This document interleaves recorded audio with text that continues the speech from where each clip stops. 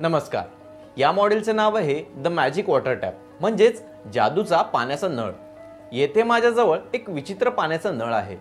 सर्व नळांमध्ये पाणी नळापर्यंत एका पाईपद्वारे येते आणि नळ चालू केले असता खाली पडते.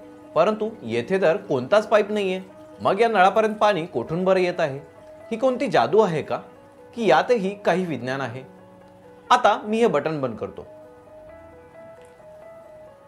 आपण पाहू शकता येथे एक पारदर्शक नलिका आहे. तर घडतं असं की पाणी खालच्या बाजूने एका पंपाद्वारे नलिकेच्या आतून वरच्या बाजूला येतं आणि पुन्हा नलिकेच्या बाहेरून खालीपर्यंत जातं.